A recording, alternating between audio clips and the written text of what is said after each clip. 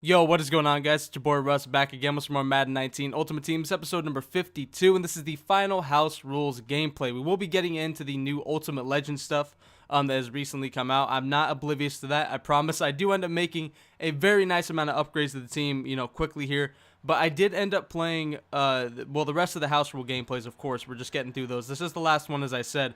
But then I ended up playing a full season for Double XP Weekend. I didn't qualify for Weekend League. I just forgot to. Honestly, I didn't even know how you qualify for Weekend League. Apparently, you got to win a season in the higher tiers, or finish a season in the higher tier. Didn't know that. So I didn't qualify, so I ended up having to play seasons. I ended up going on a pretty damn good run in seasons, so I'll end up showing you guys those games, because we had a pretty decent amount of good games there. And then we'll move on to the Ultimate Legend stuff, and just getting the team kind of up to par. Right now, this is kind of before the price drop, so my team is like kind of not as great as it could be considering where the prices are at and stuff like that. But like I said, I do end up making some upgrades at different positions, and in a couple episodes you guys will definitely see that. So moving on to this game, man, like I said, this is the last, what was I even trying to say right there? This is the last house rules game, and this ends up being the highest scoring game I easily played, or easily the I said that backwards, easily the highest scoring game I played of this house rules series or event thing they did. And it was annoying, I gotta say. I mean, this guy definitely knew, he knew some of the cheese plays, man. I think he ran Pat Sale a lot. I wasn't really too worried about that, though. I'm not really that worried about Pat Sale all that often. I mean, nobody's really come out and really destroyed me with it. But I am definitely weary whenever I see somebody come out in those formations, because I know that their community plays in formations that they obviously know how to run, because they've seen so many other people run them, and they've probably run it a fair amount themselves. Where my offense is really run the fuck out of the ball. You guys can see us doing that right now. 7 rushes for 36 yards. Give it to Ricky Williams. There is a flag. I don't know what that flag's for. It might be on us. And, of course, it is. Ryan Ramchick, our right tackle, ends up getting a holding call. Puts us to 2nd and goal from the 14-yard line with 2 minutes and 35 seconds left. Just into the second quarter in this game. And we're just sitting in the pocket forever, man. Just cooking steaks back there. And just rolling all the way back to the 31-yard line. Have to throw it away. That play definitely lasted longer than it fucking should have. But 3rd and goal, we end up just running the ball. And we actually almost get in, man. We're a Deion Sanders block away from getting into the end zone. Unfortunately, he does end up tackling us. We do take our 3 because I don't have any money goal line plays. And honestly, if I were to go for it from there, it would be completely retarded. So right now, like I said, last house rules game, we're just trying to not give up big plays. And right now, I can tell this dude wants the huge plays. He keeps trying to look for, I was about to say he kept trying to look for Michael Vick deep. That's the opposite of what I was trying to say. He keeps trying to look for Tyreek Hill deep with Michael Vick. And, of course, Michael Vick, again, I mean, he's on every fucking team I face, it seems like. But 4th and 10, we get him stuck in a 4th down early, and he finds his man wide open. Tyreek Hill. Luckily, Deion Sanders, or was that Sanders? No, that may have been Brian. I don't even know if Deion was on the field in that formation. But somebody ends up making the tackle, luckily, to stop him from getting a 12-point touchdown. But he is inside the 40-yard line, and now he ends up going towards the end zone, or really close to it, inside the 5-yard line to the 3. These fucking animations, how do I even guard these things? I don't even get it. Mike Vick, again, just trying to throw these high points. He's doing it over and over again. That's 1, 2 plays, and I think he does it a 3rd time. He does not get it again. 4th and goal, he does decide to kick his field goal. So 3 high points. I guess that's his goal line money play. If he gets a high point, he gets a touchdown. If he doesn't, I'll just take my field goal. I don't know. I can't believe out of none of those high points that one of them didn't bounce up into the air. Seems like every time I try to throw a high point, they always just bounce straight up into the fucking air, and I'm completely screwed. But 3rd and 4, obviously we're looking right now with Otto. We end up finding, I think that's, that is Tyreek Hill. I thought that maybe was our tight end. But Tyreek Hill, why did I think Tyreek Hill was a tight end? Oh, man. I'm all fucked up. But Tyreek Hill gets the 1st down. 1st and 10, looking downfield. I'm trying to find Doug Baldwin, but unfortunately, I'm just not really able to set my feet in the pocket. I'm just dancing all over the place, and we end up having to throw it away. We definitely had people open on that play, but I could not get it off. Don't know what I was doing, but 2nd and 10, looking downfield again, looking for Doug, and we find him, man. He makes the catch just over his user. I'm not sure who he was usering on that play, but no matter who it was, I bet they were slower than Doug Baldwin, and he was definitely behind. So 9 rushes for 46 yards. We're definitely still trying to run the ball, but with 20 seconds left in the half, we're just pretty content with taking our field goal. I make a dumb read, and Doug Baldwin catches. I'm not deserving of that touchdown, but goddamn it, I'll take it. Doug Baldwin, salute for that, my man. Good catch. Let's go. We end up going up 10 to 3 before half. That is not a 25-yard touchdown, no 9-point, no 12-point, regular touchdown. So 10-3, we do end up taking our lead just before half with 10 seconds left. I don't even know what to say about that pick. He definitely should have had it. I mean, that's really all I can say. He should have had the pick. That's the bottom line. But instead, we end up getting the touchdown.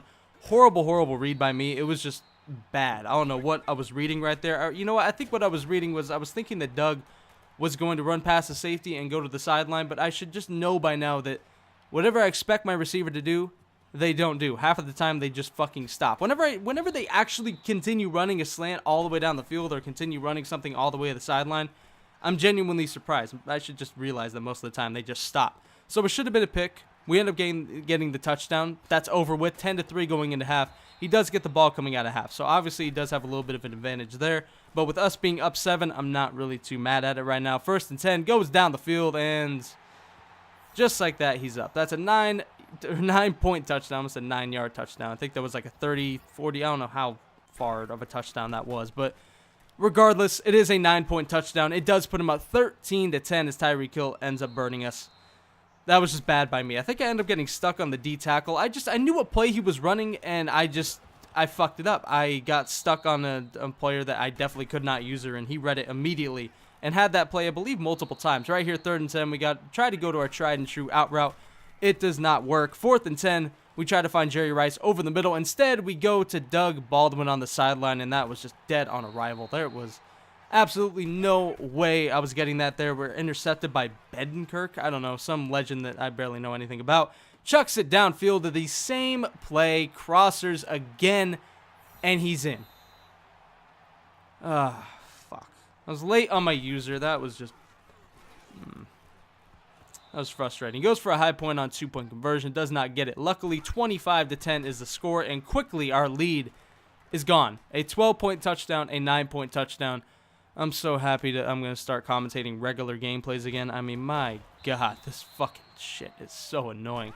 25-10, we're trying to make a little bit of a comeback right now. Franco Harris is in the game for whatever reason. If Gurley was in the game, that's probably a touchdown.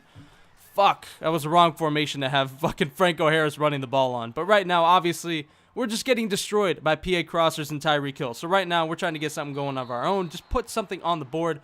Unfortunately, we're inside the 25 now after that great play to Doug Baldwin. Just ends up staying in bounds. Doug seems to be the only person that has sideline awareness. Just saying. Right here, Doug Baldwin makes the catch again. Doug has a hell of a game. But at the 1-yard line, just trying to sneak it in. Unfortunately, we cannot. He does end up using it. 2nd and goal, we run the power. I should have ran a fullback dive. I'm an idiot. We get stopped to the 5-yard line, rolling out to the right, or trying to roll out to the right. We do end up running. We do get hit sticked. We do fumble. Luckily, we don't lose it, but it's just something that always happens with us. We end up fumbling without a gram, and 4th and goal, we get completely stuffed. My God. That was a lot to say in a matter of 10 seconds, but we end up just completely blowing that, man. Our chance to get back into this game, we had a huge play to Doug that probably shouldn't have happened. We have had multiple plays in this game with Doug that probably shouldn't have happened, as he just continues to throw this fucking route to Tyreek Hill no matter how covered it is. It just seems like no matter what, he's not covered. He's able to catch it no matter what. At the 7-yard line now in the 4th quarter, score still 25-10 until he does end up cashing in with Saquon Barkley. Well, to say the least, at this point, we're going to need some 12-point touchdowns. 31-10, 3 minutes and 57 seconds left. Might as well be 4 minutes. 4th quarter just started, and we have to make a gigantic comeback in a very small amount of time. 25 points for us in the 4th quarter is not what our offense is built for. I don't know how the fuck he made that catch. I think that was George Kittle, who I've barely used. Maybe I should use him a little bit more. I don't really like him all that much, but that catch makes me like him a little bit more. I don't know how the fuck he caught that, but he did. Probably the greatest catch, or greatest animation, craziest animation I've seen in Madden 19 is right here. We go to Doug Baldwin, who just seems to be catching everything right now. And that's a 9-point touchdown, man. So we end up getting 10. Actually, we end up going for 2, trying to make it a 10-point game. And we actually end up getting it. Quick roll out to the left, and we make it 31-21 with 3:15. A quick score that we usually never get. Doug Baldwin has just been going off all fucking day long. We end up making it a 10-point game with 3 minutes left. We get a couple stops. We can actually come back in this game until this guy just continues to fucking move the ball until Jamal Adams puts his ass down, dude. God damn. Woo! That was a hell of a hit by Jamal Adams. I told you guys, that dude hits. I mean, if he does nothing else, the motherfucker hits. That's all he does. That's all he needs to do. The guy's fast and he hits. Jamal Adams gives us the ball back. It has to be because that play lasted so damn long. The guy threw across the field after the play already lasted like 10 seconds, and then he ran another 30 yards or whatever, probably on little stamina. I think that was Chris Carter or something that took the big hit from Jamal Adams. But just like that, man, down 31 to 21, down 10. Now we're down 3. God damn, dude. Todd Gurley ends up making the catch in the back of the end zone, man. Our depth chart is so goddamn bad that Todd Gurley had to come in as our number 3 wide receiver. That was... Ooh, man, we're skimming by right now, man. But 31 to 28, would you fucking believe it? Could you thunk it? 2 minutes and 14 seconds left. If we end up stopping this dude right here on 3rd and 5, we have a chance to win this game. But a quick reroute to Ricky Williams, and he gets down. Fuck. That was a good comeback, though. I gotta say, that was a really... These fucking games are crazy. These house rule games, you can turn on your opponent very quickly. He's right here. We kind of just go all out to try to stop the run. Apparently, this guy wanted to keep passing. I respect it. You know, give me a chance. I like it. But unfortunately, we get completely burned. Jalen Ramsey, I cannot trust that dude in one-on-one coverage. I don't know. His press is good, but his speed is just does not work. I don't know. Jalen Ramsey's kind of disappointing me. But you know what? 43 to 28. This is a deserved win for this guy. I know we made it a little bit exciting at the end, but it was kind of just a bunch of bullshit. I mean, honestly, it was. We got some crazy catches from George Kittle, Doug Baldwin, and you guys will see here in just a second. I don't know how. I really don't, but Doug Baldwin ends up making another insane catch. It's 1st and 10. We chuck it all the way down the field to Tyreek Hill, and that's a bad idea. Tyreek Hill one-on-one usually doesn't work out well, especially with a team that's like on par with mine. So 2nd and 10 right here. Doug Baldwin, we just, you know what? You've done good all game, and he does it again. I don't know how I don't know how this card is. This is just a 95 Doug Baldwin showcase at this point. It's really what it is, man. This game, like I said, it was a good game. This guy definitely knew what he was doing. He was a good opponent. For the most part, he kicked my ass. You know, this score really does not show how dominant this guy was. But this kind of turns into a little bit of a bitch fest here at the end. Now, I'll kind of explain why. Going into this game as I slow down the onside kick for effect, but it went completely out of bounds. But at the end of this game, basically, I was 4-0 going into this game. I'm not sure if I showed that or not. I think I may have. If I didn't, I'm saying it now. We were 4-0 going into this game. You have to win 6 games in a row to get the Nat Pack. So I had 4. This was my 5th. I was really trying to win this game. With all the bullshit, whatever, I was pissed as hell. And I mean really, really mad, especially with this, man. He's taunting and he completely... Okay, this was a mix of me being so fucking salty and this guy kind of being a little bit of a prick. I mean, I'm not going to lie. He was being a little bit of a douche, you know, running fake PATs when the game's completely over. I hadn't done anything up to this point, but once he did that, once he juked the shit out of me, I was upset. On the kickoff, I don't condone this. I just want to make this clear. I don't condone this. If the person I played in this video happens to watch this, I apologize. I didn't... You have the right to taunt when you're winning. I don't when I'm fucking losing. This was dumb, but you know what? I do it. I will own it. I thought it was kind of funny anyway. I figured you guys would get a kick out of it. But at the end of this game, you know, that was just a mix of hatred for me losing, of course, especially with just making it so close at the end. I was really mad when Ricky Williams ended up converting on that 3rd and 5. But like I said, was 4-0 going into this game, was really trying to get that Nat Pack, really close to going 5-0, and I thought we were going to win 6 in a row easy until I ran into this dude. Like I said, he was really good. Took us a bunch of bullshit to even make the game close. But that's it for this video, man. Kind of all over the place. A really long L.